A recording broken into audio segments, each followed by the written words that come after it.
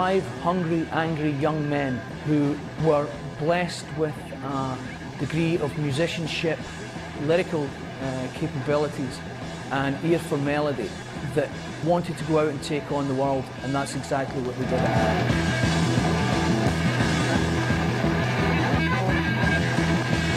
Live was a real happening thing.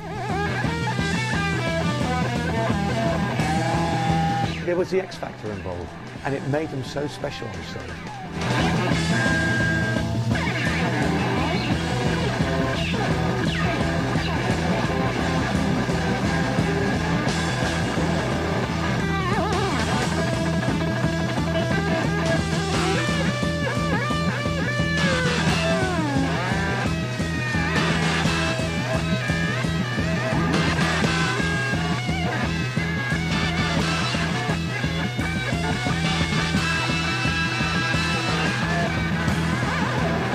Deep Purple's genesis, strangely enough, lies with a 60s pop band called The Searchers, who are known for hits like Sweets for My Sweet. And their drummer Chris Curtis in the mid-60s decided, firstly he wanted to sing, and secondly he wanted to go in a slightly psychedelic direction. So he came up with the concept of a band called Roundabout, which was a psychedelic experimental band initially. Got business backing and got together the first lineup of what was Roundabout with he and his brother Dave on vocals, co-vocals if you want, and a certain gentleman called Richie Blackmore on guitar and John Lord on keyboards, and Ian Pace on drums eventually. Then, for whatever reason, the whole Roundabout thing just dissipated. It fell apart. Curtis lost interest, went off to do other things, not a lot. However, Blackmore and Lord felt they could work together. Both had a lot of respect and a lot of experience on the session circuit, really, and also playing around on the club circuit in bands. So they decided to stick together and see what they could actually mould out of Roundabout. They brought in a guy called Nick Simper on bass, who used to be with the Pirates, and Rod Evans on vocals, who along with Ian Pace had been in a band called The Maze, and they started to noodle around with sounds and ideas. Fortunately, the business backing, which had been put in place originally by Chris Curtis, stayed there, so they had the opportunity to move forward. If you look at probably the way Purple was set up, you know, sort of management sort of involved, and you know, they're a new band and they're going to need something that's going to push them to the fore, and there's nothing easier to push you to the fore than to cover something that's already been popular.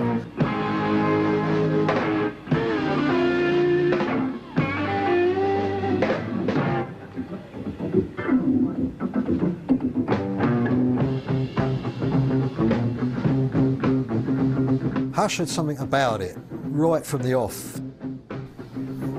I felt, I'm not sure about the others, but I think we all felt that there was something a bit special about it.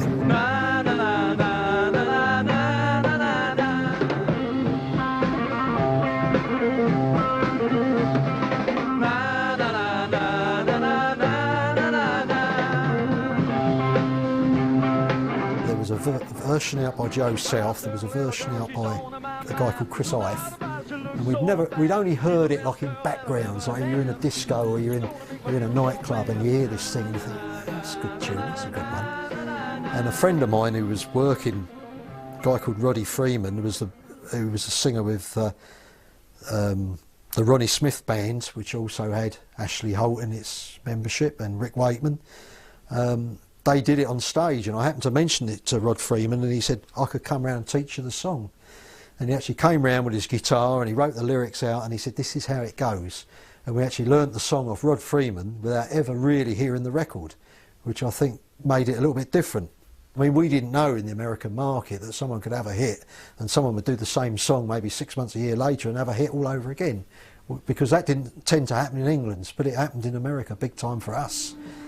So we were quite pleased about it. I was quite pleased with the way the bass line turned out, and the vocals were a little bit shaky. Me and Rod and John doing our best. But it had that little bit of magic that's very hard to define. She broke my heart, but I love just say now hush, hush. Lord, I heard her calling my name now hush, hush. I need her loving and I'm not to blame. In the morning, I'm thinking I need him. Oh, they need it.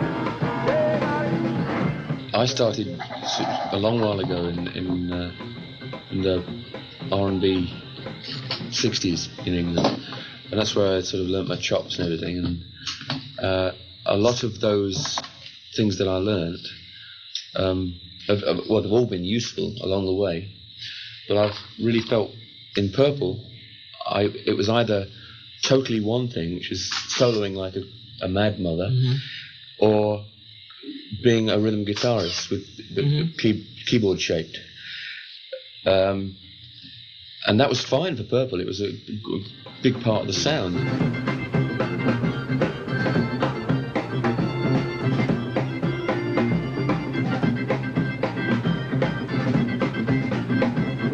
And of course, when Hush came out in this country, nobody bothered. Nobody promoted us. I did hear that people were told not to work on that one because the Beatles had got a new single coming out, so give everything to the new Beatles single. People were going in the shops trying to buy Deep Purple, they couldn't buy us. The problem was that it was almost too soon, and like other bands in the past subsequently have found, it's all very well having a hit single almost off the bat, but somehow it becomes a millstone round your neck. And the pressure was on for Purple to try and follow it up with something else. They did a lot of covers on their first 3 albums, but nothing ever really followed commercially in the wake of Hush. We were kind of desperately looking for another hit record, and I think that's where we went wrong, because there was always pressure. You've got to have this hit record. I don't think we needed a hit record. You know, things were changing. You know, Led Zeppelin had started. They'd come over to America. They were touring the same venues we were. Vanilla Fudge didn't have hit records any longer, but these guys, they had the acts that were selling out. There was no reason why we couldn't do the same. We just needed time and to get rid of that pressure.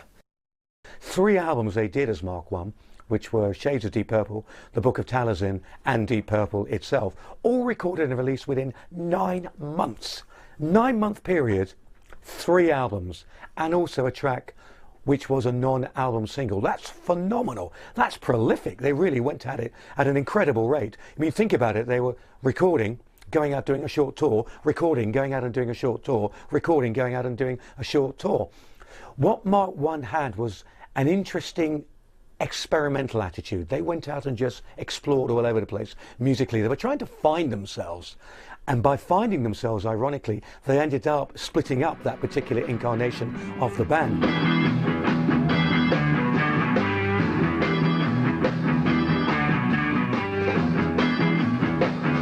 It was obvious to Blackmore and Lawwood, who'd started the real Deep Purple in the first place, that they wanted to go in a direction that was very heavy with classical leanings and allow them to really stand back on their real strengths as musicians. Ian Pace was a phenomenal drummer, is a phenomenal drummer, and fitted perfectly into what they wanted to do. But the real weakness lay with the fact that it was obvious to them that neither Rod Evans on vocals nor Nick Simper on bass were going to be able to cut it.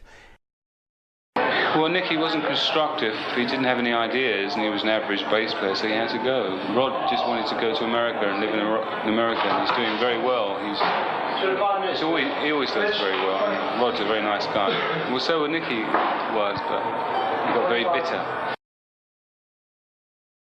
We were due to record a song called Hallelujah, and amongst other titles. And Rod Evans was still in America arranging his marriage. And they're telling me that we're going in the studio, and I said, well, how can we go in the studio, you know, if we haven't got Rod with us? And John said, well, we know the keys and everything, so we can put backtracks down, and then Rod will come over and put his vocal on. So I swallowed that.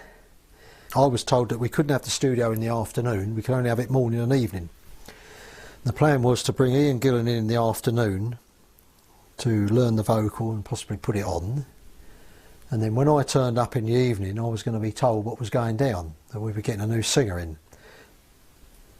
Now this may be true or not, but that's what I was told by the road crew who overheard everything going down. And apparently when the roadie went round to pick up Ian Gillan, Roger Glover happened to be there, so he came along for the ride. Roger, we found him in a gutter. No, Roger, poor old Roger. He turned up to the session to do one number we did. He was their bass player. We weren't originally going to take him until Pacey said, he's a good bass player, let's keep him. So I said, okay. I was actually going out of the door that evening to get in the car to go to the studio when the phone rang, and I went back to answer it, and it was John Lord. And he said, bad news. I said, what's that? He said, the session is off tonight.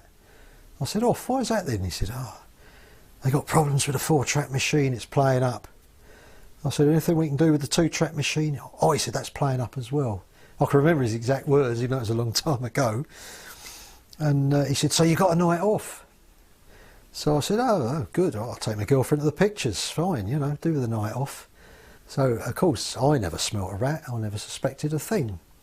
And the word crept out, and it got to a stage where everybody knew that Rod Evans and myself were out of Deep Purple.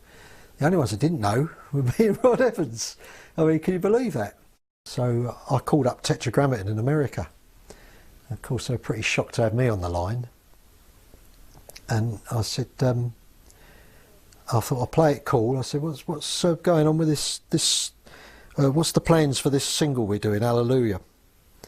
And they said, yeah, we got a copy of Hallelujah, but you're not on it. Can you imagine how I felt? We went off to play somewhere in Wales. And I thought, if I tell Rod Evans before the gig, he's probably just going to hit someone with an axe or something. He'll just go nuts. And I kept really cool. I thought, you know, I mean, really, I wanted to just get hold of somebody and lay them out. But I thought, no, keep it cool, protect your own interest, because they can't just do this and get away with it. You know, there's money at stake here. But it ended up so it was just Rod and I going back from Wales in the car. We dropped the others off at various places. And I told him, and he went absolutely nuts, you know. He said, I knew something was going on. He said, I'm going to kill those guys. He said, we'll dump this car in the canal. And I said, don't be silly, it's our car. We can't dump the car in the canal. He was just so mad, you know, to get kind of revenge. So he said, right, let's go and see John Coletta. So we drove down to Brighton to John Coletta's house. And I can imagine John Coletta wasn't too thrilled to see us on the doorstep. You know, his jaw just sort of sagged. And he said, I said, the game's up, John. I said, we know. And he just said, well, you better come in. So I phoned up John Lord, and no, he phoned up John Lord, that's right, and said, they know. He said, Nick and Rod are here. He said, and they know. And he said, I'll put you on to him, you know. And I just said, what's it all about, John? What's the story? Oh, I can't tell you now, he said. It's a little bit me, it's a little bit Richie, it's a little bit Ian. He said, you must come round to dinner and I'll explain everything. I never heard from him again. Over the world, scratching on the ground, looking for a peace that nobody has found. I am the spokesman. Ian Gillan and Roger Glover brought a new strength to Deep Purple. Roger Glover is a very firm, steady, sturdy bassist, but a very talented musician and an excellent producer and songwriter. So he had all those abilities he brought into Purple. Gillan has a great voice, one of the great voices, which Blackmore and Lord and Pace immediately recognised as something they wanted in Deep Purple. This guy has a banshee wail, he could sing the blues, had a tremendous range, looked fantastic, and it was obvious that this was a man who could help take Deep Purple to a new level.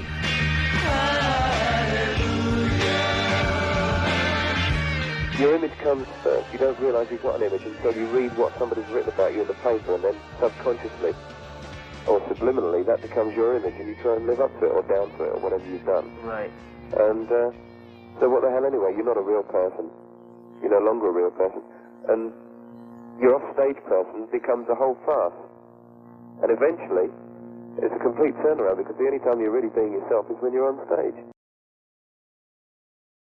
John Lord has always said he had a vision, an idea, a dream about doing an album or doing a musical score which combined the heaviness of a rock band with the classical competence of an orchestra. And he came up with the idea of Concerto for group and orchestra, which they did with the London Philharmonic, with Malcolm, now Sir Malcolm Arnold, conducting.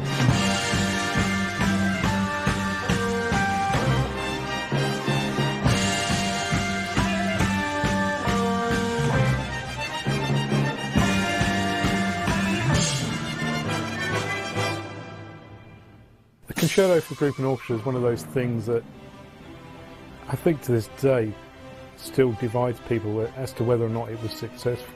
To be honest with you, I find it heavy going, and quite unremarkable, I have to say. I guess you had to have been there.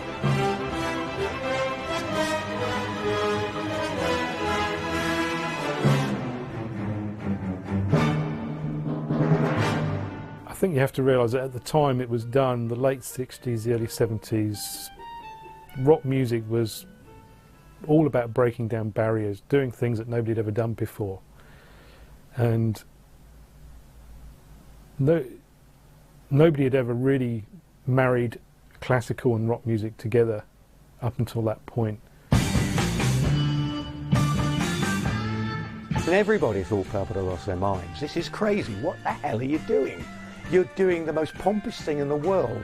Think about it. You're doing a classical piece of music composed by John Lord with one of the greatest orchestras in the world and doing it with a rock band? How does it work?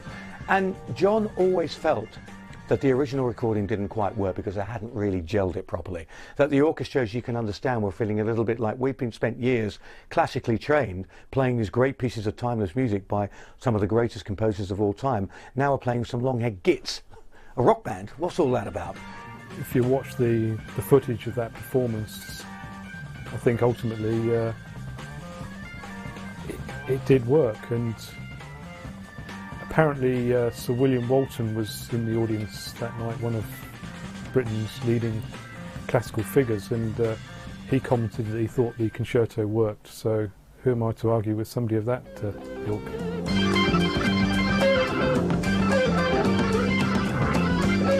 In Rock is one of the great albums. Not by Purple, not just by Purple, by anybody. Everything fell into place within rock.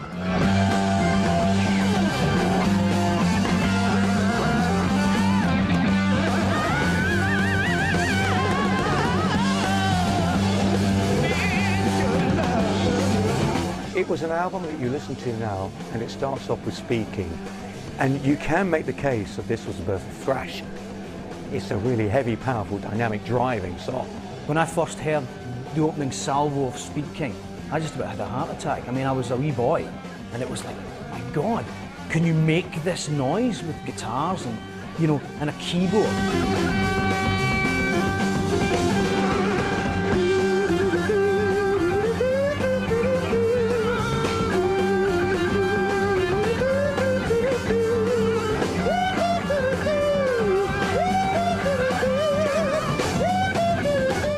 Something that I got fed up with playing with classical orchestras, and I thought, well, this is my turn. I'm the rock kind of thing, you know. So John was into more classical. I said, well, you've done that. I'll do the rock. Whatever turns out the best, we'll carry on with. And I said, if this fails, this record, then I'll play with orchestras the rest of my life. You don't think it failed? You don't think it failed in rock? Well, hardly. No,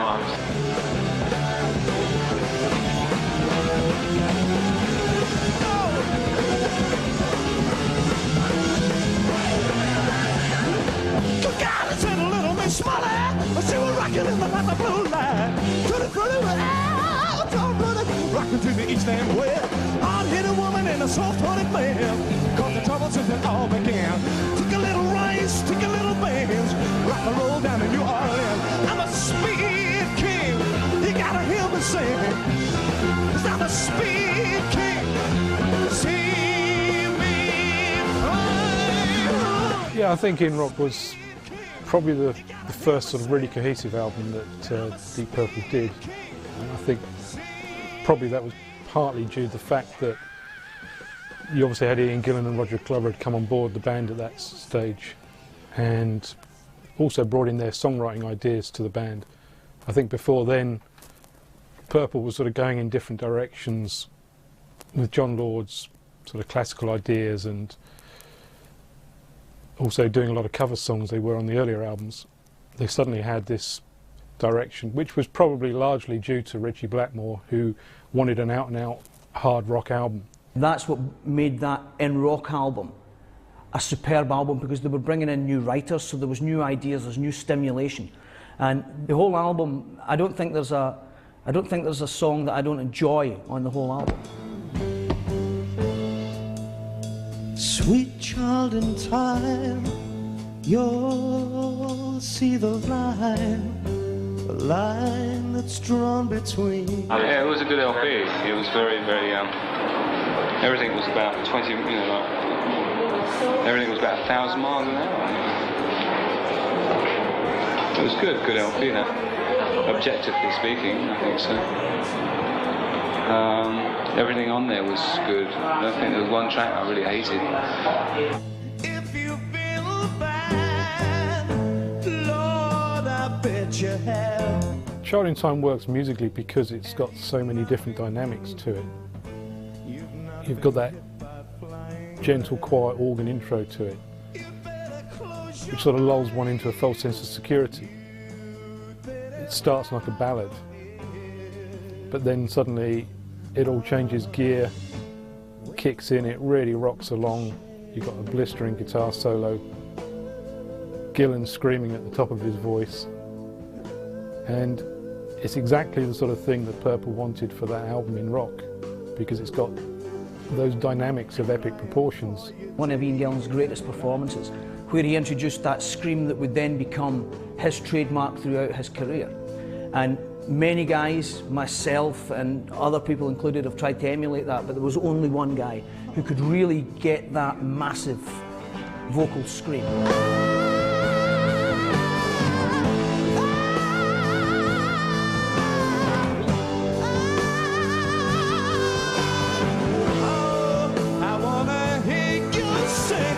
How Ian Gillan remains almost in complete control of his voice whilst going completely insane is remarkable. What a great piece of music. It's not a song about screaming, but it's a song that people remember that vocally. And then of course it has the stunning guitar solo from Ritchie Blackmore. I mean, he was on fire on that record. Absolutely on fire.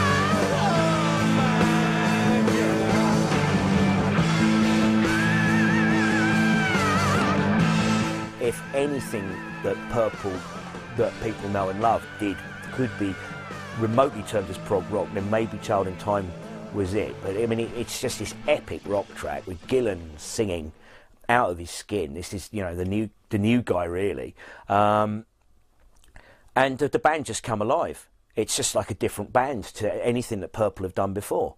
I mean, they're absolutely cooking on all cylinders. It's just, it's just great heavy rock. Exactly what Mark II needed. They'd done Concerto for group and orchestra, got themselves off the ground and rocked a little bit, not necessarily in a great way, because people were wondering, what the hell are you doing? Where are you going? And then they found their direction. They found that way of combining heaviness with classical ability, bringing out the best in Ritchie Blackmore and John Lord, and making sure that Ian Gillan shot.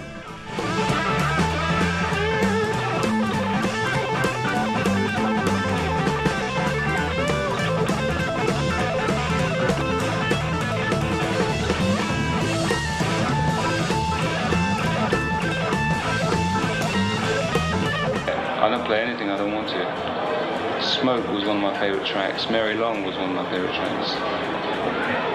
Machine Head's good. What else? Speaking was... Into the Fire was very good, I thought. Child in Time was good. Purely from the vocal point of view, it was very, very different. In rock was good, but it was a good period, but we were coming up, you know what I mean?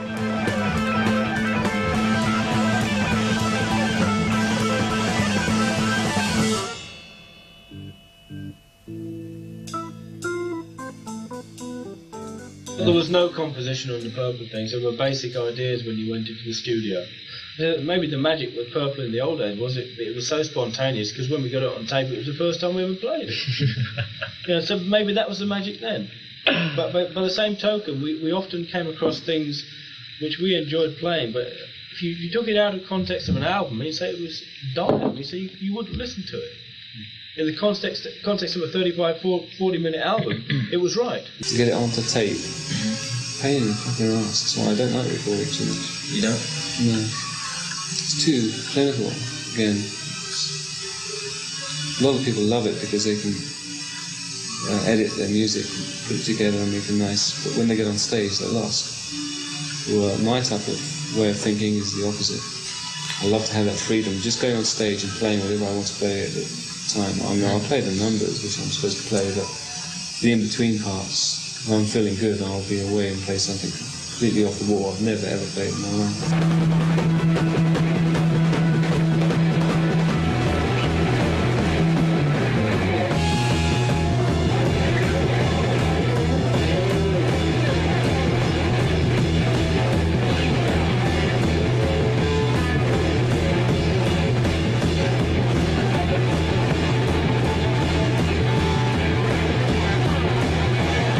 Deep Purple had that X factor which separates all the great bands. It wasn't just about 5 individuals working to a maximum and therefore you had Deep Purple. You had 5 individuals working to a maximum plus something, because there was the X factor involved and it made them so special on stage.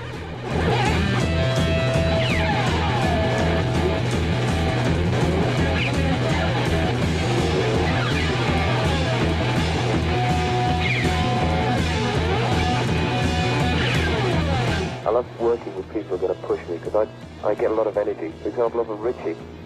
I mean, Richie, when he's playing on stage, tries to blast everyone off the stage. Right. Right. I mean, it's a kind of competition. One of the things Richie said to me when I joined Deep Purple, he said, "You've got to bear this in mind." He said, "I don't mean it badly, he said, but I'm going to try and blow you off stage every night." I said, "All right, great." I said, "Well, in that case, I'm going to try and do the same for you." He said, "Yeah, great." He said, "In that way, we'll have a good band."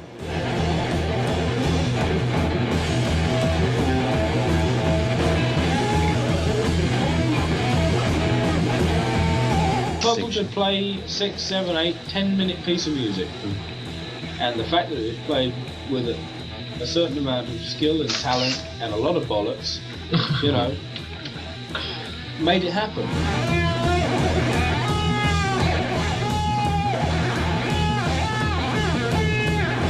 It's that combination of the moody, magnificent Blackmore Man in Black performance, playing fluidly but always looking a little bit enigmatic. John Lord looking very much like the Lord of the Manor behind his keyboards, playing as if he is the classical master, but also throwing in some really heavy pumping as well. Ian Pace and Roger Glover, rock solid, not moving, but within the rock solid, not moving attitude, they played a lot of interesting stuff as well. They were virtuosos in their own right, and up front the charismatic Ian Gillan. And charismatic is the word which describes him. Flowing mane of hair, a man who had a great sense of humour, a tremendous sense of irony as well, but also a man who knew how to deliver a song, deliver it with power or subtlety. He could make you cry, he could make you laugh in turns. And this was what made Mark II work, that it brought out the best in each of them. Every single one of those performers was working at their absolute peak. And when you got 5 such masters working together, moulding together at the absolute peak, you know what you get, a great band.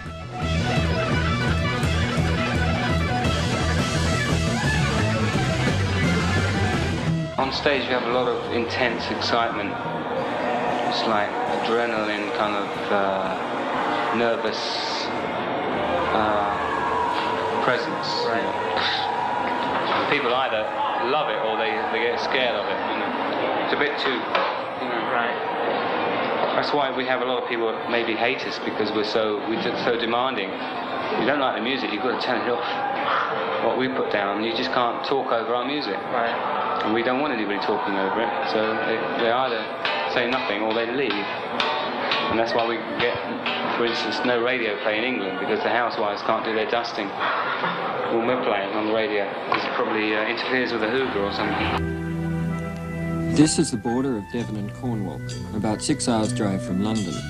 It's the middle of winter, so there's not a tourist to be seen, and the beaches and hills look deserted. But for the last fortnight, these hills have been shaken by the sound of one of England's top groups, Deep Purple.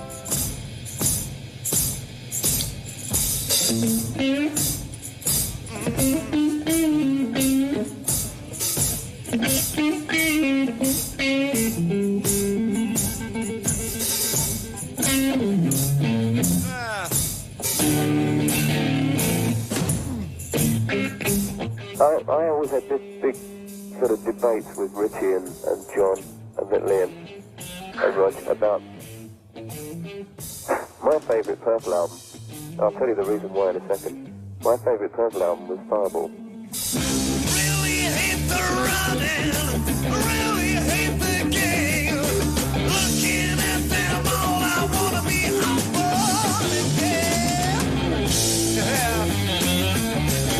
And the reason I like that so much was because I felt it was, from a writing point of view, it was really the beginning of tremendous possibilities of expression. And I just went out and bought it yesterday again in New York and been playing it to Bruce. And some of the tracks on that album, I think are really, really inventive. And in those days, before it was really being called heavy rock, it was still being called, what, progressive or something like that, which was the tag that was being put onto it, the kind of music. And I really thought that some of the tracks on there were very progressive rock numbers, very progressive. And I've just been playing it again now. I listened to it in rock as well, which I was, knocked out with. But I thought that it was a shame that we didn't sort of continue with that sort of expression in our writing, which, as opposed to the sort of slightly formulated approach to our later albums.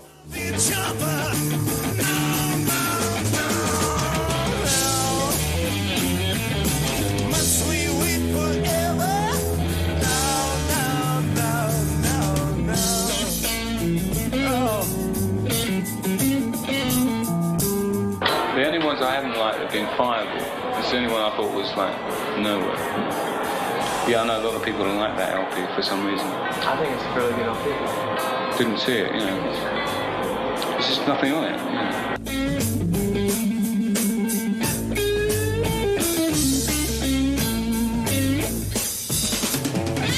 I think when Fireball was released, there's a lot of people initially were disappointed with it. Not least the band members themselves. They all pretty much went on record as not being too complimentary about it, except for Ian Gillan, who cited it as his favourite Purple album.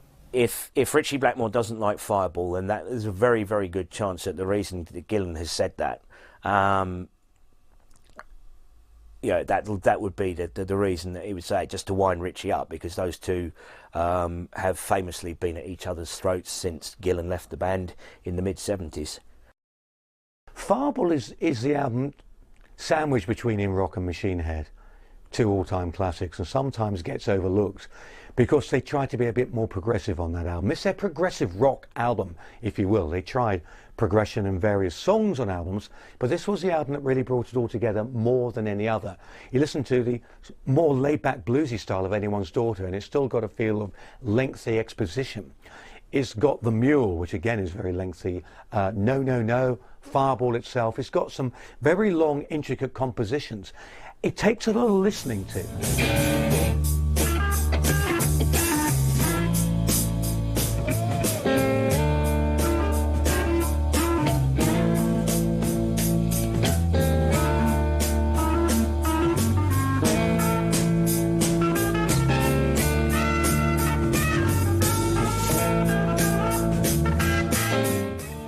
Fireball was such a departure from In Rock for my little group of friends that it was where is the energy and the power. It sounds different as well, because it's probably recorded in a little farmhouse in Wales where everybody was freezing to death, and I'm only doing this once, I can't do it again, I'm freezing. It doesn't sound the same as In Rock. But if you go back and you listen to it now, you can hear the class that's in Ian Gillan's voice. His voice is, he's obviously been touring. You can hear the dryness and the rawness that's in the vocals in some of these songs. The lyrics are incredible. On No One Came and No, No, No, he's being more personal about, superstardom has arrived on him, and he's standing shimmering in his suit of white, and Richie's off in his suit of Robin Hood green, and everybody wants to know who he is. Who are you? No one came from miles around. And he's telling stories in there, and it's very much more a lyrical album with Gillan. Do you like Mickey Mouse?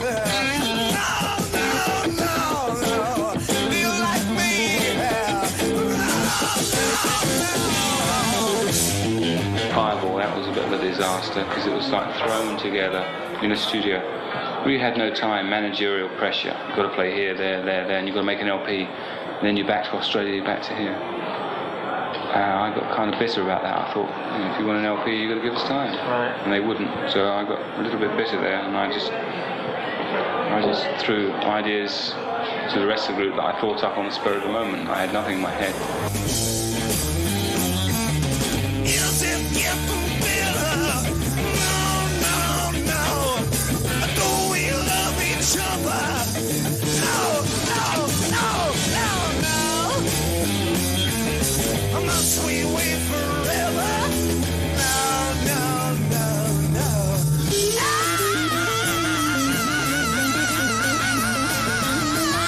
One of the great things about Fireball is it makes you want to go back and explore it further. Within rock and with Machine Head, what you hear immediately is what you get. Great music that stands up all the way through, absolutely. However, you don't go back and rediscover anything new about it. With Fireball, that was always the case. You'd hear it and think this is a good album. Not as good as in rock because it doesn't make an immediate impact like in rock, but you want to go back and explore it further and further. So when Ian Gillan says it's the greatest of all the Deep Purple albums, certainly the ones he was involved in, maybe he had a point. As an album, maybe it is the best. Although you can certainly make a case for In Rock and Machine Head in the same way as well.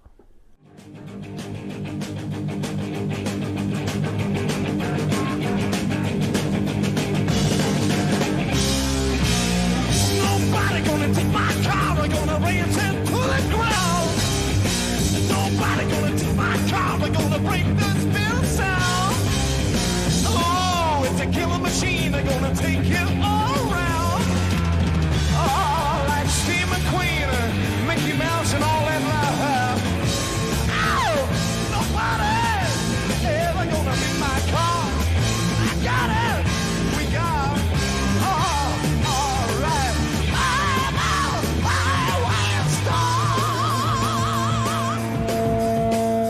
I think one of the key things about Highway Star that maybe not everybody knows about is that it was created in a very instantaneous way. The band was on the tour bus heading for a gig in Portsmouth at the time, and they had some journalists on board with them.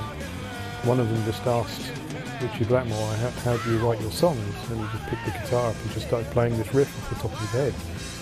Ian Gillan started singing his lyrics about we're driving on the road, etc. And that night they actually put it in the show. They wrote it on the bus on the way to the gig, played it live, and it perfectly encapsulates one of the key elements of Purple, the spontaneity aspect. Highway Star works because of the pulsating rhythm of it, with the interplay between the keyboards, when the keyboards are coming in, and you have Richie just hitting that one string, and it's like a pot coming to boil. It's gradually building up. Ian Pace is playing his hi-hats, and then the snare comes in, and it's gradually, and it's just coming up to this, and then all of a sudden it's just unleashed, and the pot is boiling over, and you're in this mad chase, and it's a driving song. It's a Highway Star, and it's moving so fast with so much energy, and then you get to the keyboard solo, and John Lord's off on one. You know, where did that come from? And he's off, and he's playing in the intensity, and the band are moving around behind him, playing slightly different rhythms on the guitar and slightly different drum fills, and then we go back into another verse, and then comes another one of Richie's great guitar solos.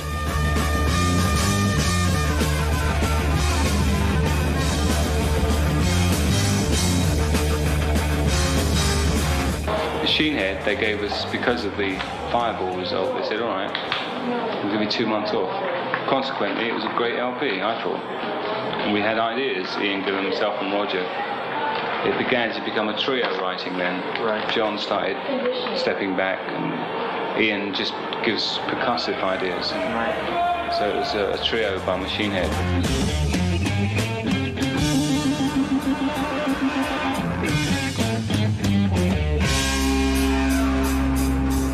Machine Head, I think, is an album that the band wanted to make after what they considered was the relative failure of Fireball.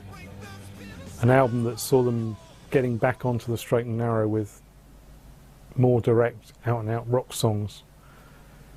And they also had the beauty that it was recorded over a 2-week period, not whilst the band was jetting in and out of the studio, like from constant gigging. And perhaps because of that, they had that concentrated period of writing. They produced what have arguably become some of Purple's finest songs. I mean, it's the best album that the Mark II lineup made, and easily one of the best albums that Purple have ever made in their entire career.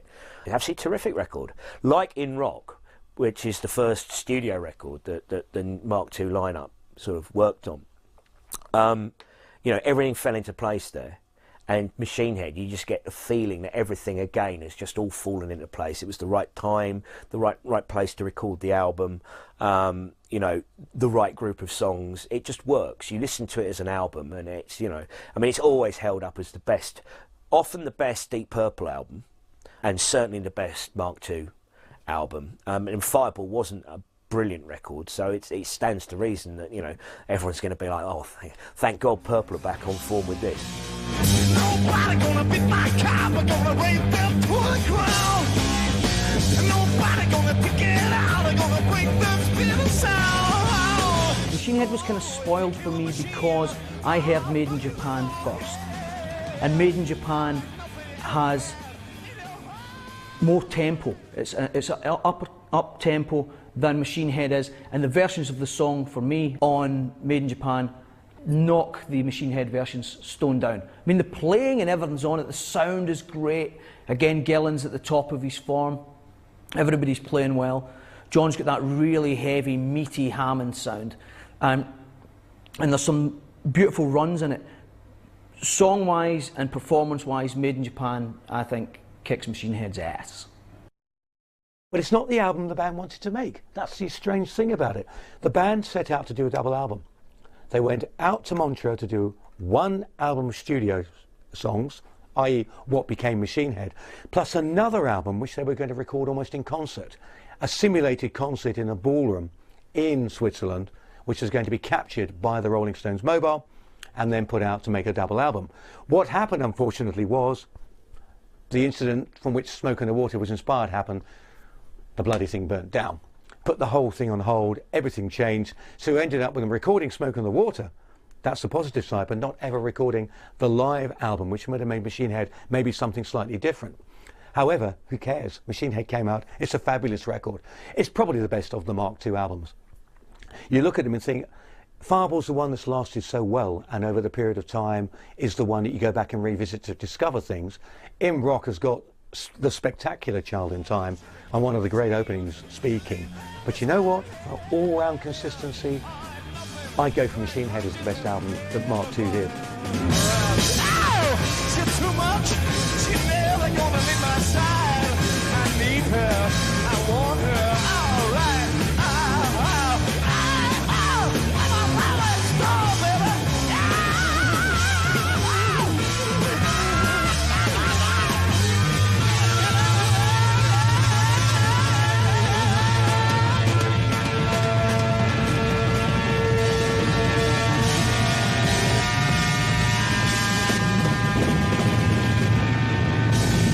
By the time the band had done Machine Head and the toured on the back of it, things were really starting to fall apart.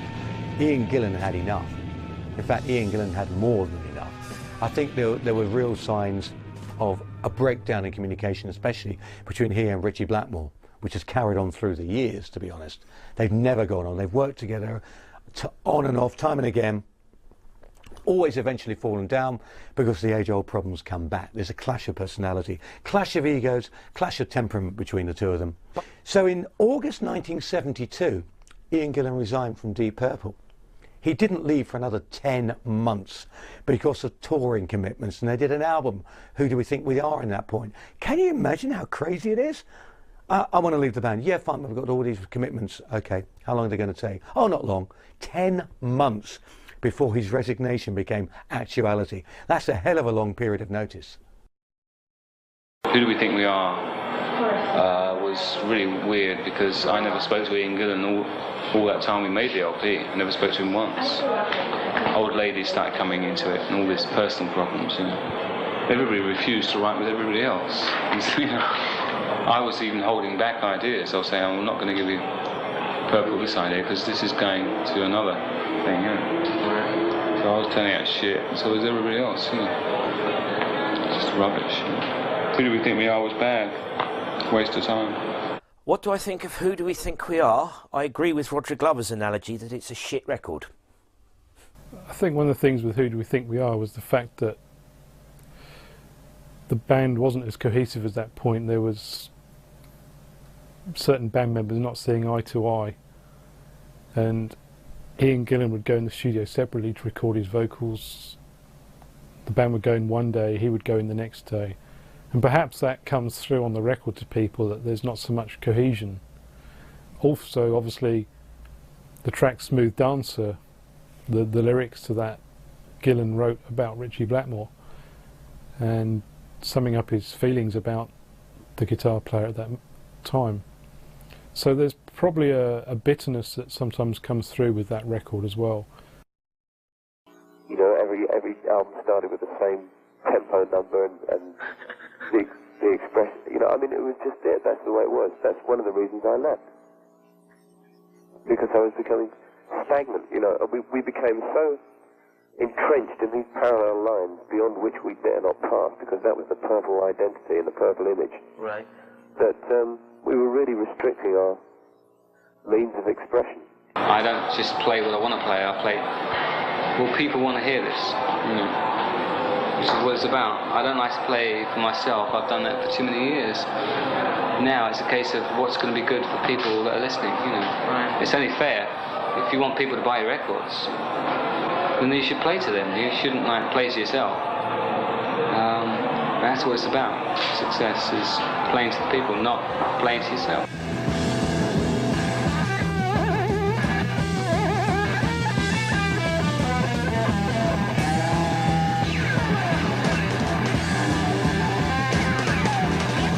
When Ian Gillan finally said he wanted to quit Purple in August '72, it set Blackmore thinking. Now, Blackmore was in a position of quite a powerful position actually at the time. And he intimated that maybe he had enough as well. Now, I still don't know whether he did that as a power game or genuinely had enough. The management of the band effectively said to him, we'll give you complete control creatively of what they do if you'll stay. And he accepted that. And Blackmore had an idea. He wanted to bring in not one but two vocalists. He wanted to bring in Glenn Hughes, a young guy in trapeze who had a fantastic soul, funk style of voice and was a brilliant virtuoso bassist, and Paul Rodgers of Free Fame on vocals, to have two vocalists as it were. So effectively what he was saying was, I don't see a role for Roger Glover in this band anymore. Roger Glover effectively accepted it and resigned as well and said, well, if the vision of the band no longer includes what I do, why am I hanging around? I might as well go with Ian.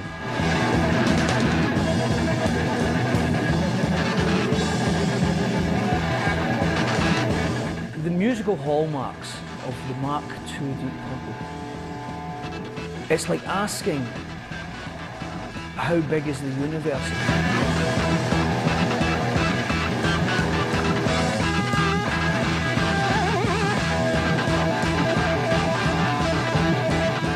You could always find something in every song that they ever did that was hugely exciting, hugely inspirational. I think as a catalogue, those first 5 albums, In Rock, Fireball, Machine Head, Who Do We Think We Are, and Made in Japan, are about as good as it gets.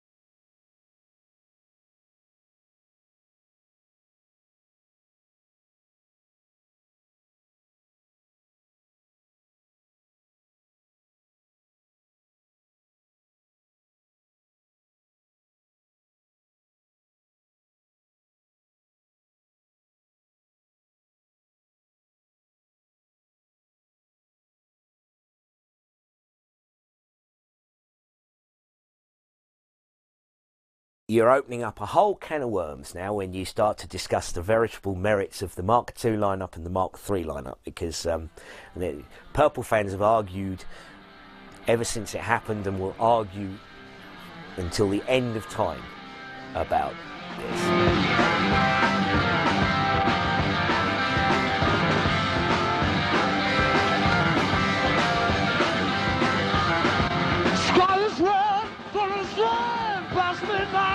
To the land, people are saying the woman is damned.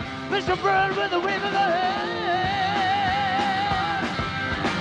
All I can say is, from my own personal point of view, that the Coverdale Hughes era is my favourite. You know, it only lasted maybe another 3 years after that, or 2 years with Ritchie, but it certainly made it different, and they made two very, very exciting albums.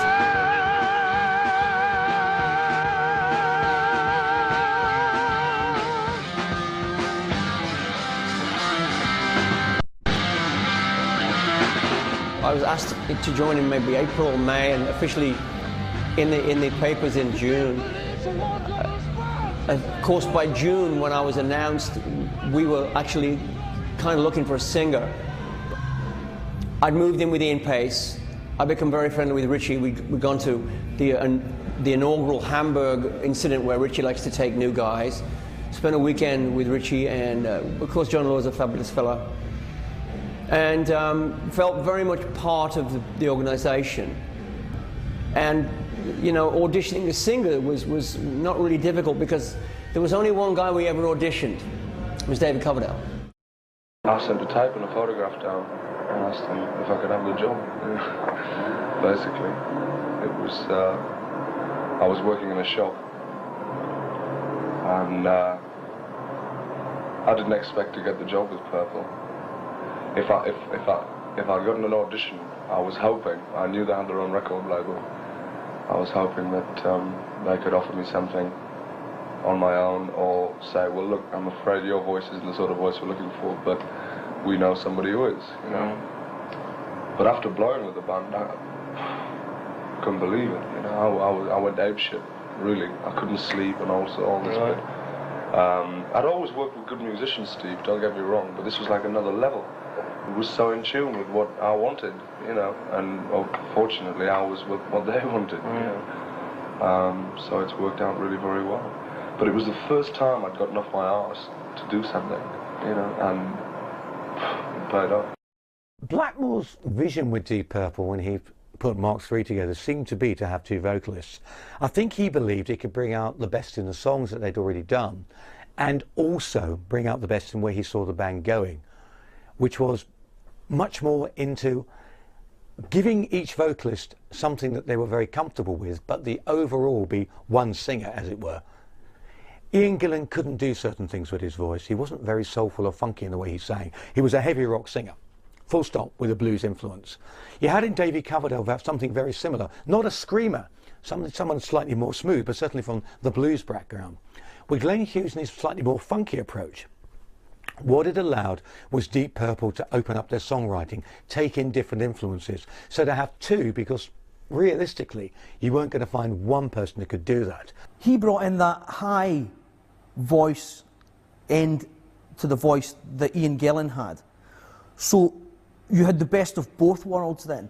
And David Coverdale and Glenn Hughes' voices blended so well together. They complemented each other really well. Warning came, no one came, the shaking was stood and stared. When it came, no one was spared. Still here.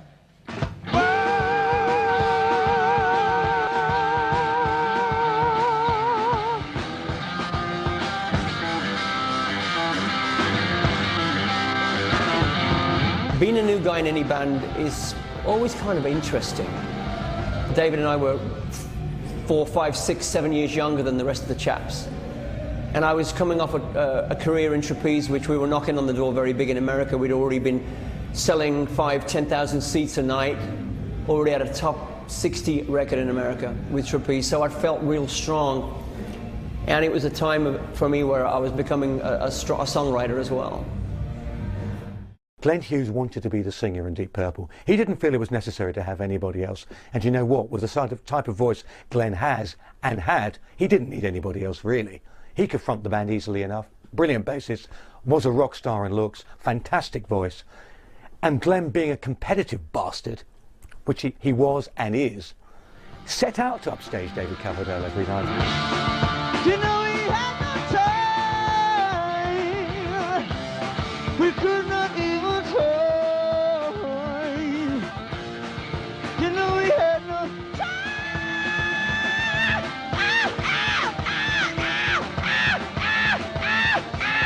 The band had a great reputation, which, you know, basically the new band had to live up to and go past, if possible, you know.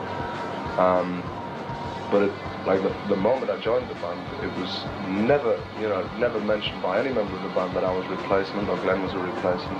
As far as we were concerned, it was a new band, you know. The fact that it's called Deep Purple is because when you get the three musicians, John, Richie and Ian together, that is the nucleus and that is the sound of Purple. All I can do is write and put my voice on, you know, the things there, but there's no way I can change the sound, you know, because Blackmore, John and Ian together have their own sound. David Coverdale came from a boutique in Redcar to headlining on his first tour in America in front of 600,000 people at the California Jam in 1974. That is a tremendous transformation, a transformation that still stands to this day. And I feel that David Coverdale was almost a sacrificial lamb in those days with Purple. Very good voice, looked completely awful. You just look at the pictures of him in those days, he looked dreadful. He was overweight. He had this very sort of puffy, not the mane of hair he had when the album came out. He had a lazy eye, and he had what John Lord described to me as what looked like a little caterpillar on his top lip. And they packed him off to a health farm, and also had his eye sorted out. And apparently when he turned up, Lord, who sported a quite robust moustache, said to him, what's that? And Coverdale said, oh, it's my moustache, man. He went, there's only one moustache in this fucking band and it's mine. Shave it off. I think David Coverdale was a good replacement in the fact that the music was shifting into that bluesier area. And if you listen to the music that they did with David Coverdale, you'd find it hard to imagine Ian Gillan singing some of those songs.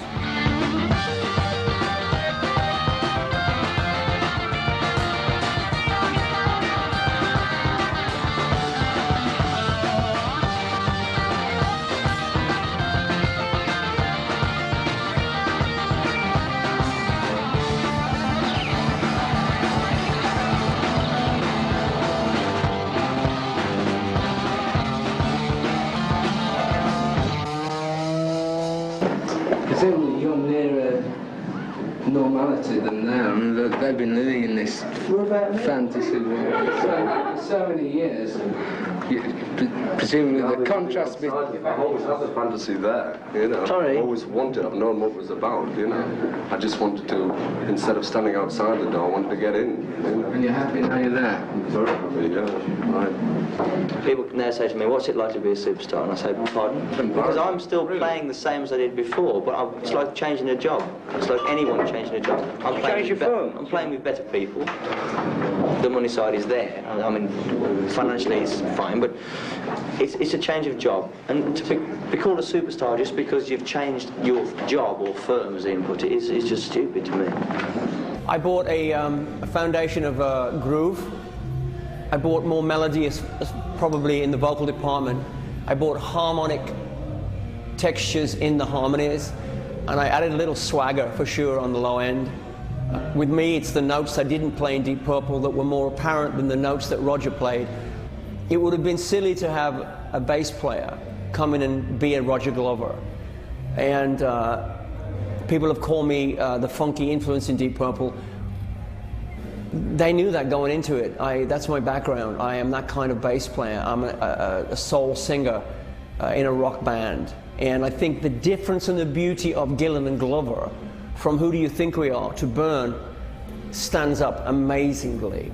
I don't know whether the harmony vocals were necessarily an improvement. They were quite simply a different facet to the Deep Purple sound. The whole sound really had changed. I know that Richie liked the Cream sound, with Jack Bruce and Eric Clapton doing the harmonies. So that was a sort of way of getting that in, and it just made the sound different and interesting, and gave them a bit more lease of life. Well, it's a new direction altogether, and I think that they've got to forget the past and really do what they're going to do. I would like to see more strength of personality coming through, and I would like to see a little more naivety, a little less know-how. Right. But I still think the band's great. You know, if you want, you know, I'm really only picking out. I mean, it would be so easy to say, yeah, they're great, fantastic, and everything like that, which of course they are. But I mean, trying to be constructive, I would like to see a fresher, slightly more carefree approach instead of the cold, calculated approach, which I get the feeling is when I listen to music. When he came, no one was spared. Still there he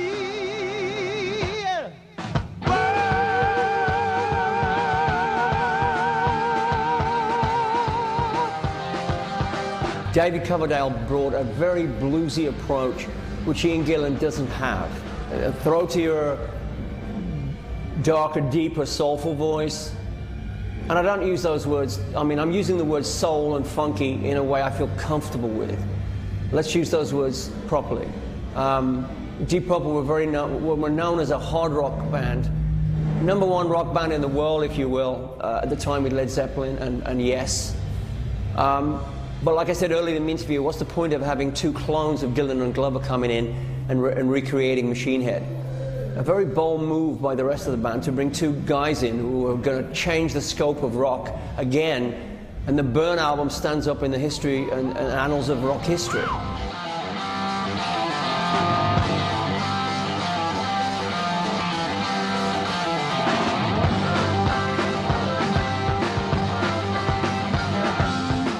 Burn is a brilliant record, and it is, to risk the wrath of Mark II fans, up there with In Rock and Machine Head as one of the best albums that Deep Purple ever made. It's a magnificent comeback. Who Do We Think We Are, which was the end of Mark II, was the end of Mark II. It felt like the end. It was not a great record.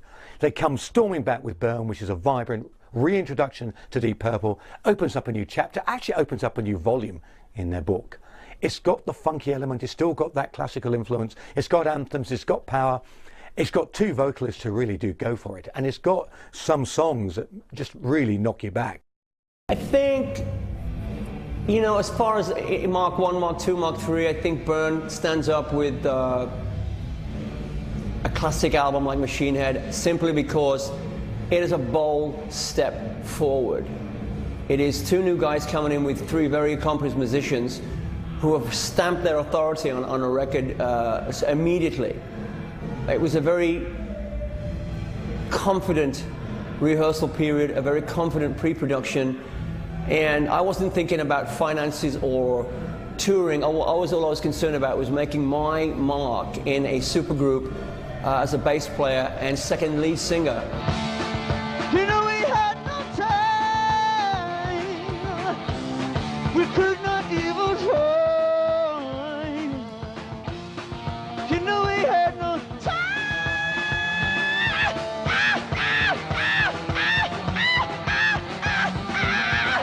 The opening track, the title track, has got John Lord's wonderful keyboard part in it as well. It's got the sun, as it were, of Smoke on the Water as a riff. Second only, I'd say, to Smoke on the Water as the great Deep Purple riff. And it's got these two guys on vocals, David Coverdale and Glenn Hughes, vying alongside each other. The Glenn Hughes parts, written by Glenn Hughes. Coverdale vocal lines, written by him. So you have this welding of two different vocalists putting their stamp on a song, and for me it just works, absolutely works. To me, the best thing about the track Burn is Ian Paisley's drumming, which is just absolutely phenomenal right the way through. It's like a little boy has just been let loose on a kit for the first time, and again it's an example of how the band had some renewed vigour with the new blood in the band. And there's just a brightness and a freshness about it that still stands up now, 30 years later, I think.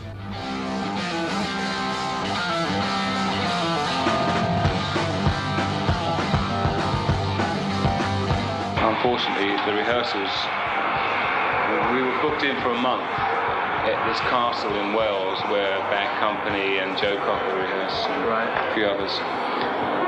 We just played football and had seances all the time. You know, that's all we ever did. And nobody ever bloody did anything, you know.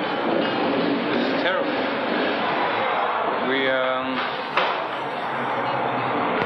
There's such a nice atmosphere, and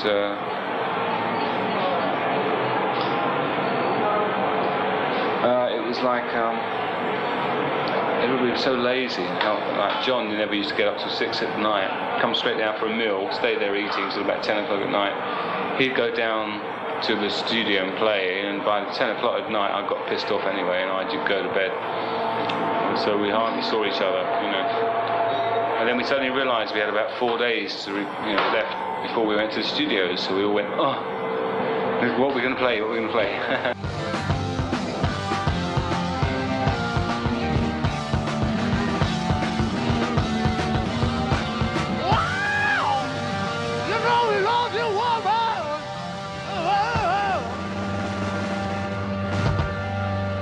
I couldn't bring myself to listen to the next album, you know, in a way, because I felt choked, because, you know, something I'd been a part of, and there was somebody else singing, you know, to start with. I didn't even want to listen to it. It was very personal, you know, the whole band was personal. We've been through a lot together, you know. Right. And the players, like, I'd never, you know, I'd never had such experiences on stage with such players. I've never been, for example, literally moved to tears, you know, when I first worked with Richie on stage. Unbelievable.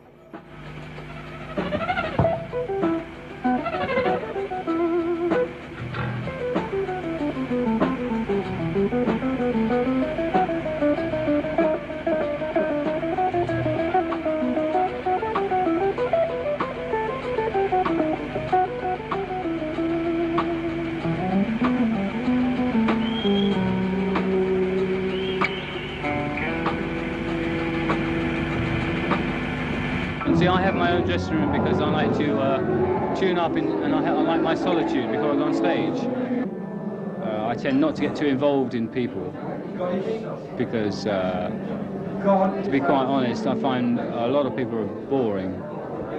I find myself boring most of the time. That's nice. I don't like to be caught up. I always like to be the opposite. I always was at school. That's why I don't smoke. I used to find everybody at school smoking, you know. Oh, it's a big deal, man. Smoke, you know, rebellious image. Like, I thought, well, because of that, I won't smoke, and I never have, you know. Maybe if they hadn't smoked, I would have done, you know. Yeah. Mind you, I was probably doing other things which were just as bad, if not worse. I'm still very moody, shy, and very honest, which a lot of people can't take, you know. Honest? Yeah. And which is the hardest thing in this business is to is sincerity. Once you can fake that, you're laughing, you know. When Richie's in a band, there's going to be tension and friction, and that's the way it's going to be. And as soon as comfortable things set in, people would move and the tension would shift and people would have to leave or be fired, you know. And Byrne was the typical example of 5 guys living together, enjoying the parody of playing these great songs live, at least for 6 months, you know, while it was new. Mark III Live was very much about David Coverdale and Glenn Hughes. They were the two who brought in a new dimension. And realistically, it was about Glenn Hughes. Glenn was a rock star. Glenn was a performer. Glenn could sing, Glenn could play bass, Glenn played up to the crowd, Glenn had an ego, Glenn had an attitude, Glenn was a star, no question. Coverdale always looked uncomfortable. He was out of his depth, realistically, very much out of his depth. He'd never done this sort of thing before. He'd never really played before more than a few hundred people in a club. Suddenly was on stage before tens of thousands, in some cases hundreds of thousands of people. How do you cope with that? And I think he withdrew into himself. He was a little bit nonplussed and overwhelmed by the whole thing. It was only the experience and what he learned from that that allowed him to go on with Whitesnake and become the great frontman we know and love to this day. But at that time, he was very much out of his depth. Up to the first show, I was really worried. But hearing the crowd reaction was unbelievable. It was like a dream. It was magical. I was in Copenhagen, which was one of my favourite cities in the world, and the reaction was amazing. Oh, I'd only seen things like that and read about them. You know what I mean? On TV or something. But like we were dragged off the stage and all this, and I was a buzz. You know what I mean? It was just like feeling that. You just felt fucking great. You felt good. You know, it was a feeling that had you bubbling inside. It was really very nice. And I thought, oh, I'm going to like this. Audience reaction is the best dope in the world. You know, a good audience reaction. I can come off feeling fucking 2 feet taller. It's a great experience.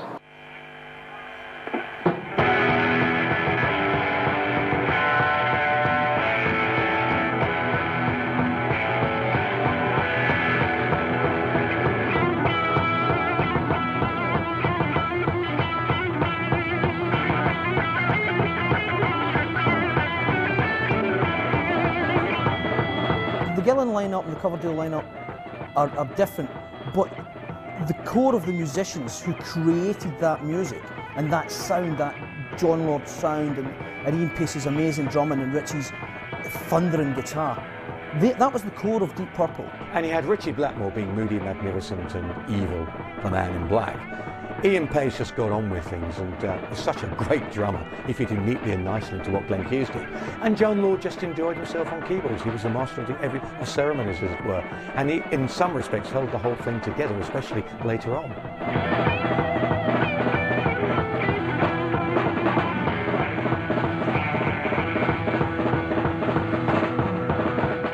When you're recording, you find that there's one engineer and a couple of T-boys around, and it doesn't really inspire you to turn out your best. Whereas when you're on stage, you're playing to the people and they inspire you, obviously, you know. I suppose it's an ego thing, really. You like to kind of basically show them what you know, and you get really inspired. You get a real exciting thing going with the crowd because they just turn you on. We don't have many bad nights. In fact, since we've started, we've got on 3 fingers we've had maybe 3 bad nights. And when we do have a bad night, we don't fight. We just walk off, and we don't speak to each other. And the next day we go on stage. It's like that. We don't ever argue intensely. When we criticise each other, it's always polite criticism. Yeah, you're never... shit, man.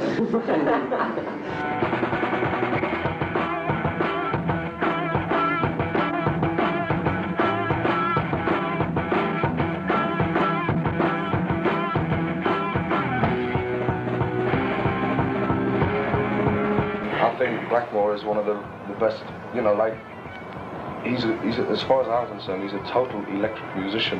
Him and Beck are on the same level as far as I'm concerned. Well, I think Richie's high because he's more consistent, you know, right. As much as I love Beck. But I've heard Richie play some of the finest blues, you know, that's when the hairs on my neck stand on. I agree. And he can also go to the extreme.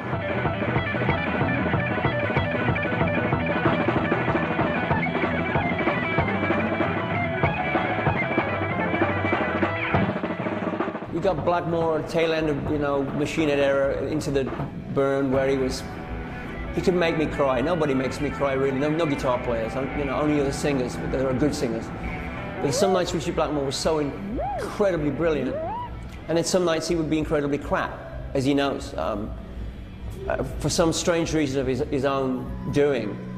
But one thing Blackmore is we don't have characters like Blackmore anymore. We have people that like to think they can be. Blackmore is a mystique. Blackmore could still come back and rock again if he wanted to. And he might. Blackmore, to me, was a great leader of a band, although some things were the behavioral department on all of us was stupid. But he ran that band pretty much the way he wanted to run it, whether it was immature or not. Stormbringer.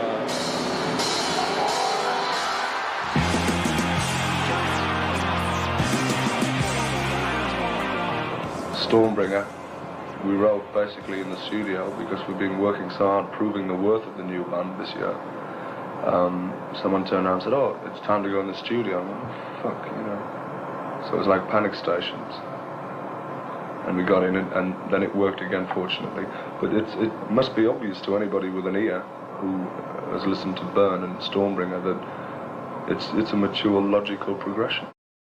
I think by the time the band had got round to recording Stormbringer, which was, I think, just less than a year after they'd done Burn, again the egos had started to creep into the band, and the band had started to fragment.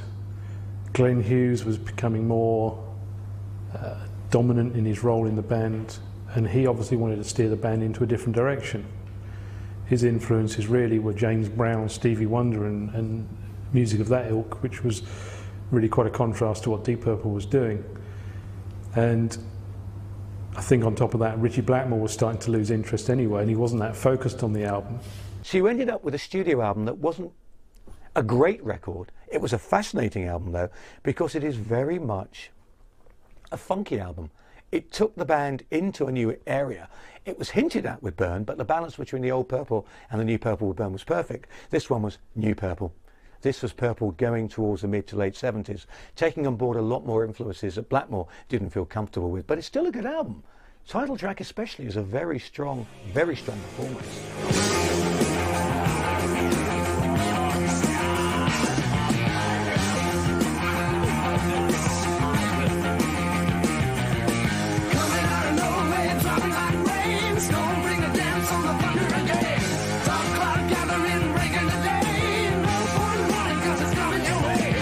It's not overtly funky, but there's funkier elements to the sound. I personally love it. I mean, I think that's great.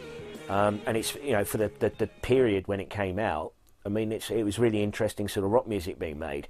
I think this is really the basis of a lot of the arguments that the people that don't like the Mark III lineup. This is sort of where it's all grounded. Oh, they turned them into a funk band. Well, it didn't. They're just a funkier rock band than they used to be. It'd be silly if we started suddenly writing like the Eagles, because they do it better. But we do Deep Purple better than the Eagles. When Dave was singing like Joni Mitchell, it's silly. You do what you're good at. Yeah, we have limitations which you accept. What comes out is a conglomeration of 5 people's ideas and the way they play.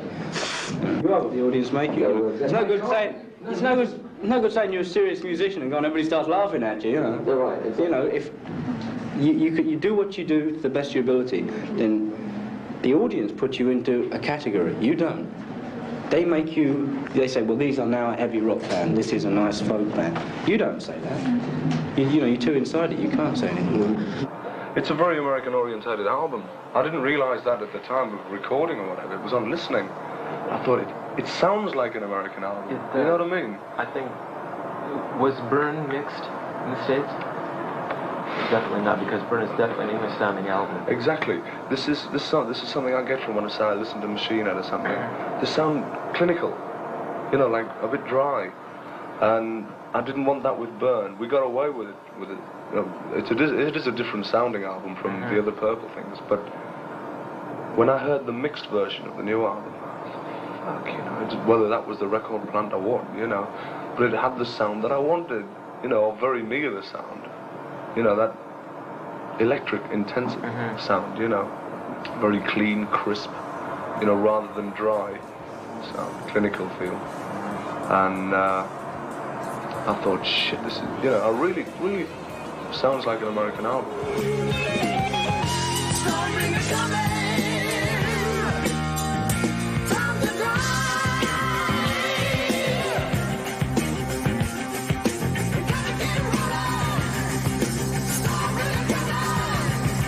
Ritchie had enough. This was not what he wanted to play.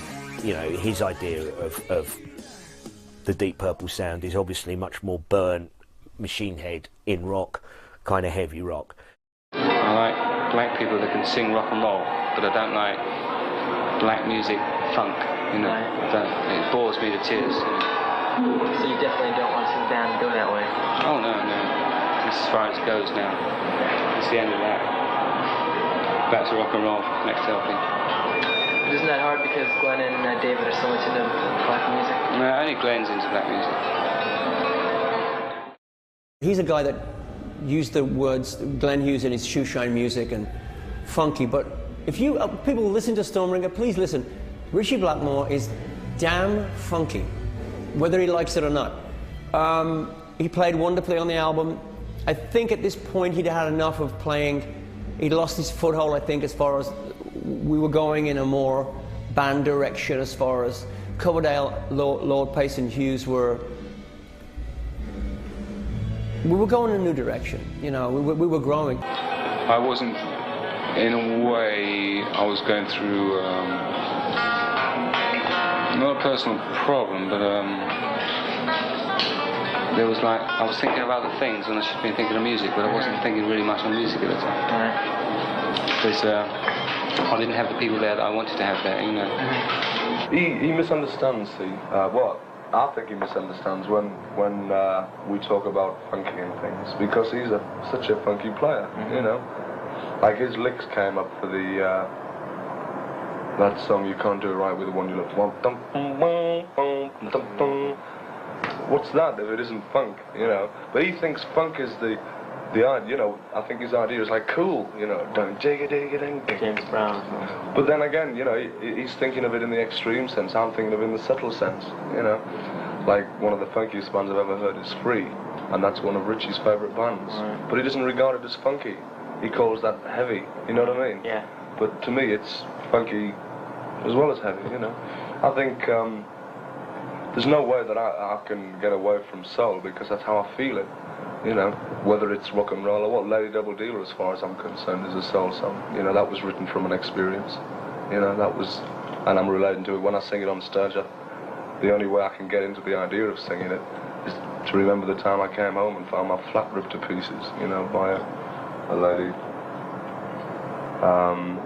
But that, I think, that's the extreme, you know. We're certainly never going to be a Coolin again, you know. So, I like Cool, don't get me wrong, but there's no way we could be, you know. There are times when I feel like just saying, oh, let's forget it, you know, let's all go home, and we've all got enough money to just say, well, I'll do another LP when I feel like doing it. Because really, that's what every group should do. But every group is pressured by the record company. It's only guarding their own interests. A group only lasts a certain length of time, so they get the most out of them. It doesn't matter whether they fold up in 5 years, as long as they've made about 10 LPs in the meantime. Whereas in actual fact, to get the best out of a group, you've got to give them a year for each LP, I would think, for an actual progression without forcing it. And that really bugs me, actually, going to the studio. Right, we're going to turn out an LP, boys. You know, here we go, blah, blah, blah. I've got to write a song today, you know. It's just ridiculous, you know. Yeah. And I don't know if I've got the guts to do it, but I've often thought, that's it. I'd like to leave, not the band, I just want to get out of the business, play when I feel like playing, and do a record when I feel like recording. It would be fantastic, but you can't have it all your own way, you know. It's so difficult to comprehend what was going through Richie Blackmore's mind when he put together anything. But when he put together Mark III, Glenn Hughes, funky bassist, renowned for that area of music, an area of music Blackmore wasn't comfortable with and never has been. What was he thinking? I actually believe that Blackmore was looking to take Purple in a new direction, away from what they'd done, because it was boring for him. He wanted to move them forward. What he ended up with was a lineup of the band and a style and sound of the band he didn't really want to live with. By the time they'd done the Burn tour and were starting to write for Stormbringer, I think he realised it's not for him, doesn't want to do this, and he wanted to go in the direction of the Richie Blackmore's Rainbow. That's where he wanted to go. And I think he was getting a bit bored and fed up with the ego trips that Glenn Hughes was having, and also carrying David Coverdale along. And I think he just backed away and said, enough, I'm moving on, good luck guys. The reason Richie left Deep Purple was, and I can't quote his exact words, but I can quote the sort of basic statement was, I want to do something different. Right. That's what he said. Right. Now what happened is he left us and he did exactly the same. Yeah. And when he left, we did something different. We changed. And we say, if anything, Richie was the person which was holding it in one place. Yeah, but... And he took it away, and he took that same thing with him. Could I just enhance what Ian said? You can do what you like. No, also, a very, very major part of that was the fact that Blackmore wanted people to do things how he imagined. Instead of when you present a song to a group, it's a group song. Everybody puts their identity on it for a group sound and a group feeling, right? Blackmore wanted puppets, you know, that he could manipulate into doing exactly what the fuck he wanted. And with that, it's still restricting for a free-thinking musician, you know, or a self-expressive musician, to cope with that kind of situation.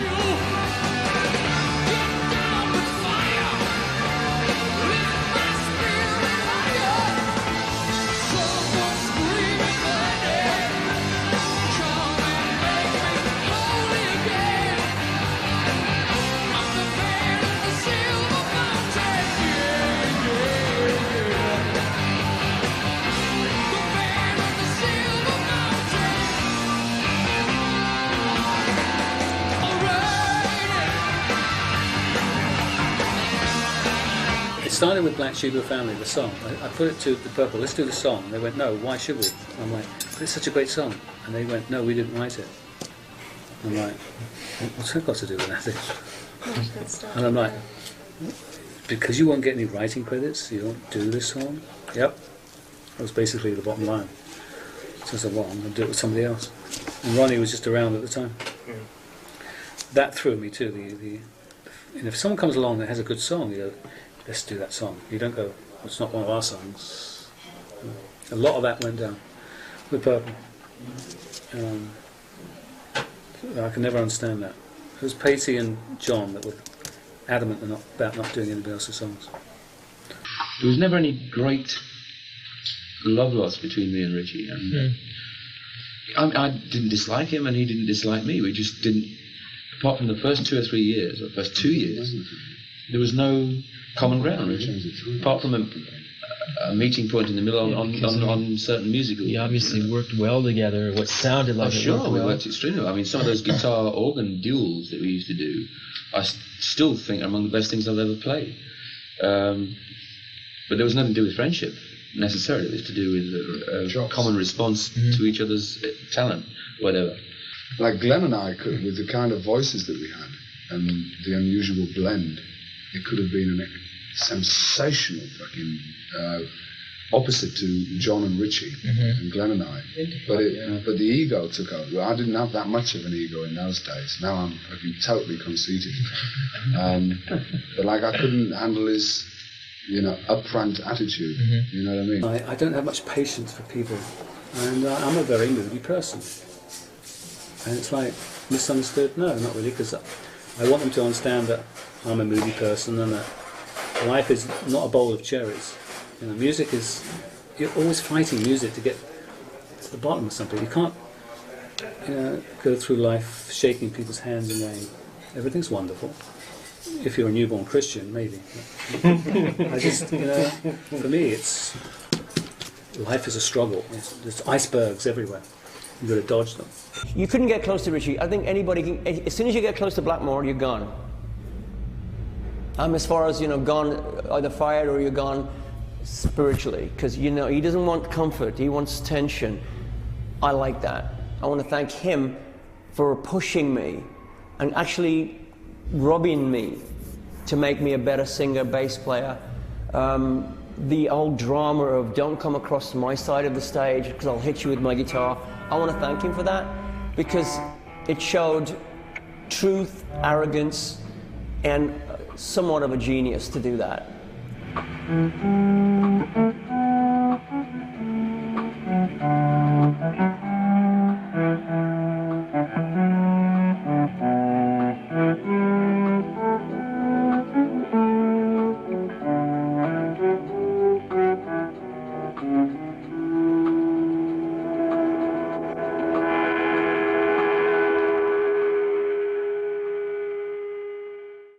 Once Blackmore left Deep Purple, he got a mess. Complete and utter mess. There was no direction anymore. There was no guidance. You had no one who could take leadership control of the band the way Blackmore had. John Lord wasn't suited to that role. He was much more of a diplomat. He could hold things together. Glenn Hughes has never been a leader. It's not what he's about. He can't lead. He can be part of something, and certainly part of a supergroup. He can hold his own. Coverdale didn't have the experience to lead at the point at all. So what did you have? You had a band who looked at each other saying, where the hell do we go? And they got in Tommy Bolin on guitar, the late Tommy Bolin, which was a huge mistake because it didn't work. I don't think anybody really is the right choice to replace Ritchie Blackmore. You can't really replace Ritchie Blackmore. He's such an integral part and such a major part of Deep Purple. Should Purple have called it a day after Blackmore quit? Probably, even though I think Come Taste the Band is a great record and it introduced Tommy Bolin's guitar talent to a much wider audience. Perhaps they shouldn't have called it Deep Purple. I don't know. When Blackmore left, they really should have said, end of the band, let's move on into different directions. They didn't. They carried on one album too far.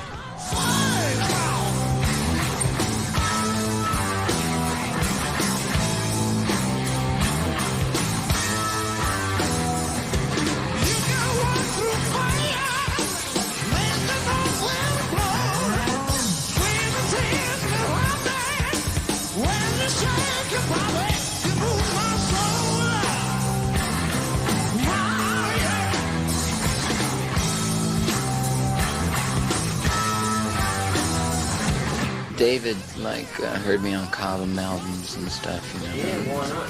And James Gang albums. And they were looking all over the East Coast, New York and Boston and yada yada, you know, I guess. And I lived 2 minutes from him in Malibu, in California. It was ridiculous. So. And how did he actually approach you? He just called up and they just said, you wanna, jam a bit? And I said, yeah. You know, I wasn't that enthused about being in an English band. Why?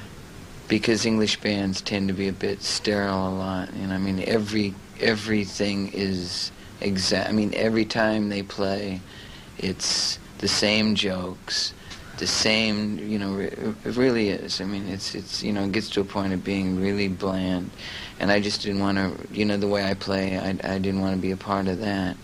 So. When I did go down, it was within the first, tune, I knew that it was, they're a very Americanized English band. I mean, they grew up with the same roots as I grew up with, which really amazed me.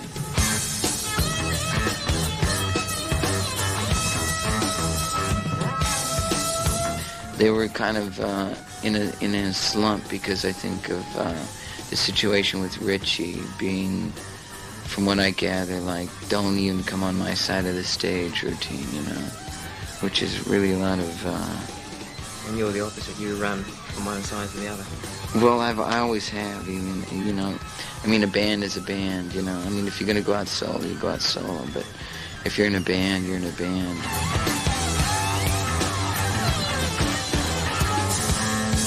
Tommy Bolin, in many respects, was Blackmore's equal, in a different way.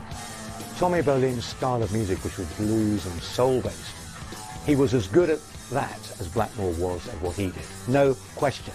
A virtuoso in his own right, great talent. But Tommy Bolin didn't really fit into what Deep Purple should be. They'd moved so far away from what they were. And the other problem, and I know it sounds very strange to say it in this day and age, is that Tommy Bolin was an American. And because he was an American in a British institution, the fans over here didn't appreciate it, and he was jeered off stage more than once. I saw Deep Purple at the Glasgow Apollo, 14th of March 1976, 7 days after my birthday. And I was blown away, but I mean, I was only a kid. I was blown away. I'd never seen them before. I was reveling in the fact that these guys were on the stage. And Tommy Bolin looked great. And I thought he played well. I've never heard a bootleg of the show. There were lots of calls for Blackmore. I don't think that it helped that Glenn Hughes introduced him as the greatest guitar player in the world. That wasn't going to work. Bolin was a brilliant guitar player. You only have to listen to his two solo albums, Private Eyes and Teaser, to know that. Or he was in the James Gang, he played with Alphonse Mouzon. But unfortunately he had big substance abuse problems that they didn't know about at the time. And unfortunately Glenn Hughes also was suffering from similar problems, and of course it was just an absolute disaster putting the pair of those two in the band. Besides the music, Tommy, have you got any other outside interests? Hobbies? Tennis. I play tennis.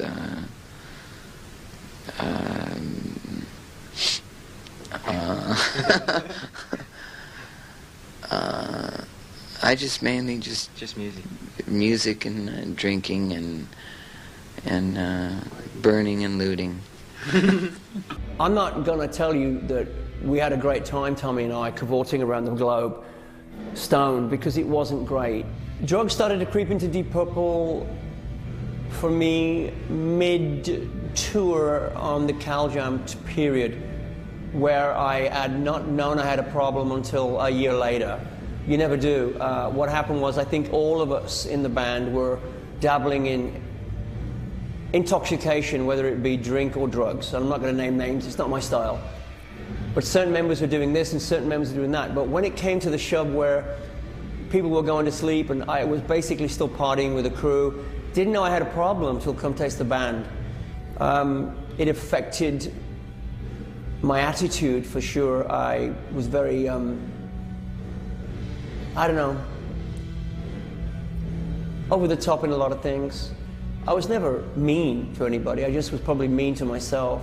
In hindsight, I wish I could have got a grip of it. But years later I did, and I've become a better person because of that.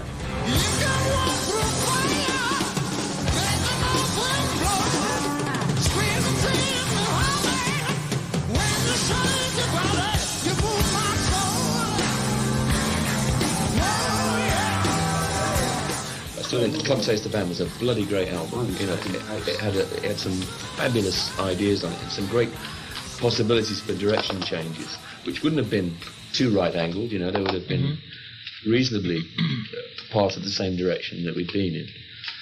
It's just that it was the internal thing in the band didn't allow that, unfortunately, to be held together.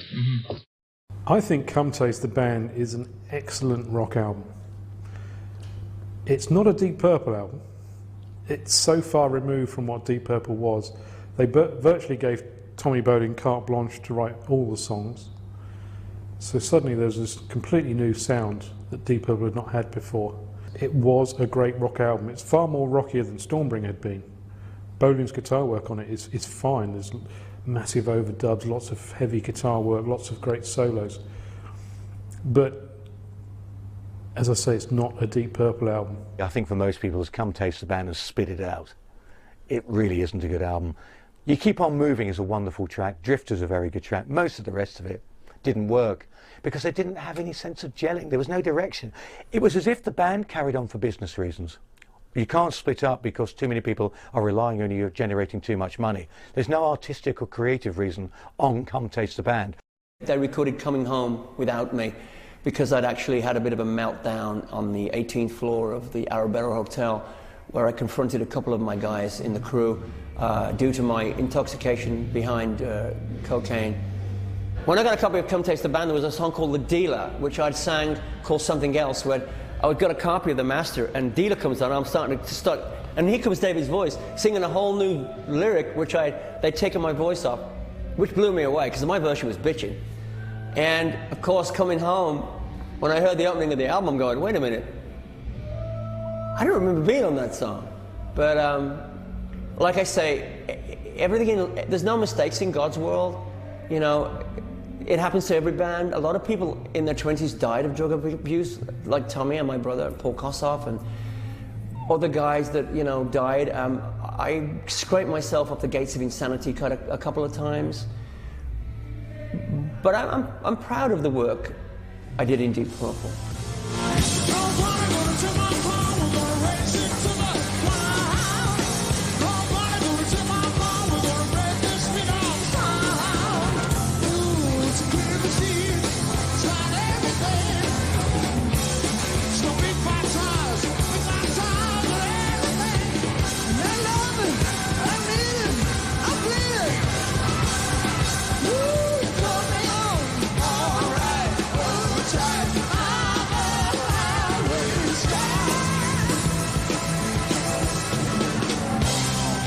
I still believe that there was a time when Purple was arguably one of the best live performance rock and roll, the hard rock bands in the world. Absolutely. For a couple of years it was the best. And Dave and Glenn's entrance into the band did nothing to stop that reputation. It was only after a while that something started to go wrong. You know, egos took over. Money became so available And the band became dishonest to themselves as the musicians that they were, and it stopped being a group in the sense of a group. And if we'd done any more recording or continued, it would have been so diverse under the Deep Purple umbrella, it would have been totally insulting to anybody buying a Deep Purple album. I would think. And I think we did the right thing to knock it on the head. We did a concert in Liverpool. We did a short English tour. March the 28th, 1976. We looked at each other, and nobody actually said a word, but everybody knew what was in everybody's mind. And that was the end of it. And at the end of the tour, Tommy came home. He came home here, and he started doing his own thing because he had his second album out. And then 5-6 months later, we heard the news. Off the record.